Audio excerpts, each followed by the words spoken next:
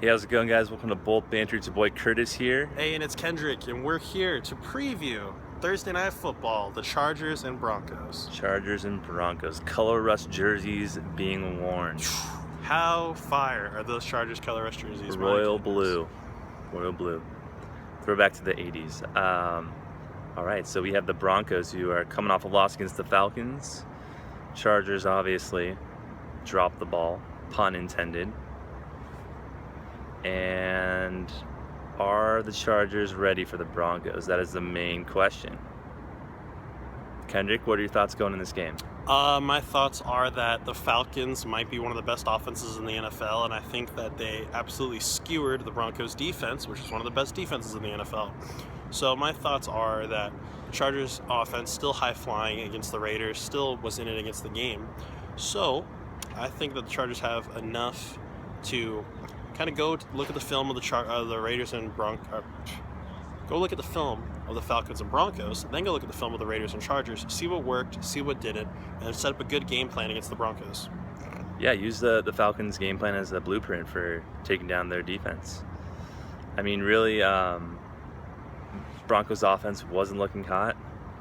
I think our defense has a chance to shut down Lynch and shut down the run game. But the battle is really going to be our offense against their defense. That's going to be the determining matchup factor of the game, really. You name dropped her right there, which was going to be my next point, was that Trevor Siemian probably isn't going to play in this game. It's not looking good for him on the injury report. He wasn't looking good on Sunday, so Paxton Lynch, your rookie quarterback for the Denver Broncos, is going to be your starter. And he could be a little bit rattled on the road, so I think it plays to our advantage that we're in Qualcomm. Yeah, at the Q. Kendrick, injury talk. Perryman's a little banged up. We have some O-linemen banged up for our Brandon Bolts. Flowers is dealing with concussion stuff again. Drew Kaiser in his hip. Kaiser in the hip, question mark. Broncos side, Ware's had some issues. Like you said, their starting quarterback has had some issues. Ware being out, that's a big factor if he is in fact out. We'll see what happens come game time Thursday night, but if he's out, that's an extra playmaker that is not on the field. Yeah, and then it lends a lot of credence too to shutting down Von Miller. And if you don't have DeMarcus Ware on the other side, then you're not going to be too worried about Von Miller over there either.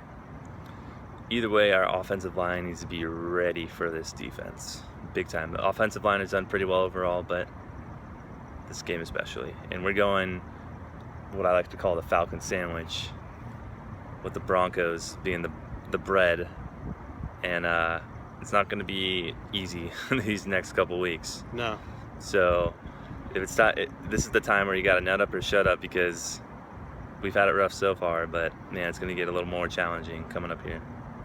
Yeah, and I think in this game we got to watch for the continued development of Joey Bosa.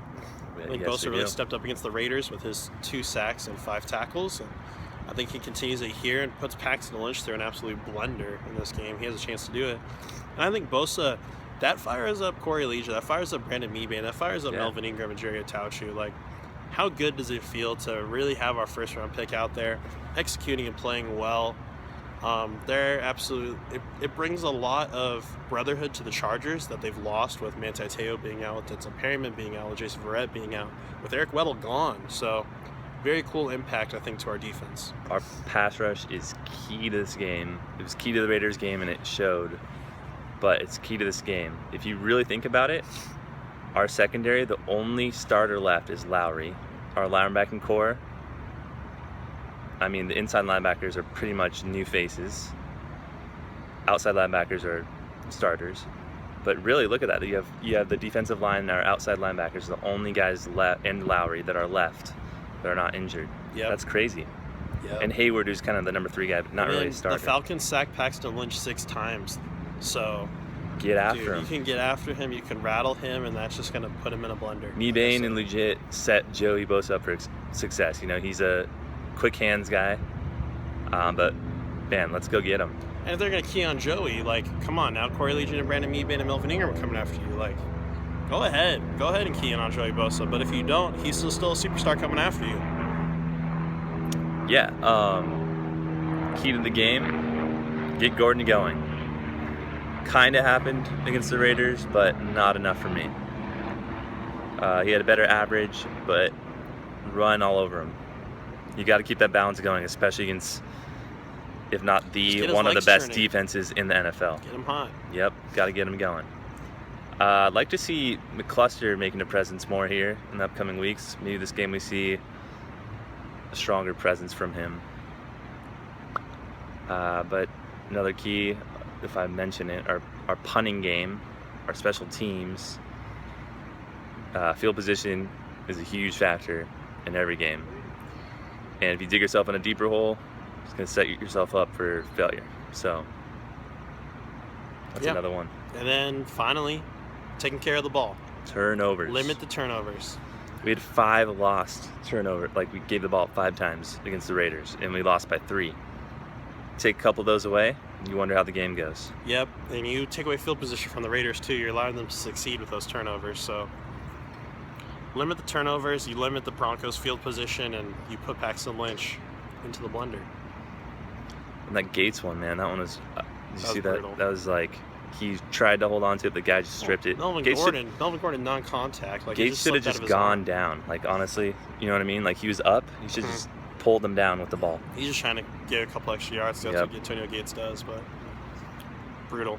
But Curtis, I think the final thing for me, closing out here, is the rumor that Mike McCoy is going to get fired on Friday if they lose, and I think they will. If we lose, I think that this is not a statement about the team. This is not an organizational standpoint. This is purely for the vote on C. I think it's a statement to the voters when he gets fired on Friday if they lose. I think it would be a good move. The season meant a lot going into this year, and so far it hasn't really worked out in terms of success in the win column, but if you want the fans on your side, something's got to give. You got to... McCoy, I mean, look at his record the past few years, right? Yeah. We talked about that article, talking about the blown losses. Now, he wasn't on the field playing those games, but something isn't working. Change is always an option. Who we bring in, who we promote, I don't know. I hope we keep Wisenhunt where he is and Pagano where he is as well. All right, Thursday Night Football. You're at the Q. Yes, sir. Color Rush jerseys coming your way. The game will be broadcast actually on Twitter, so if you are interested, check that out. It's pretty CBS neat. and NFL Network, of course, but the Twitter quality is actually very good. I've watched it a lot this season, being around on Thursday night, so we'll be tweeting that link out for sure. Yeah, there's actually a tweet out. If you retweet it, they'll tweet at you when it goes live, so I'll retweet that one again so you guys can check that out. But once again, guys, Thursday Night Football, go Chargers, let's get a win. If we can, that'd be great. Bolt up, San Diego. Bolt up.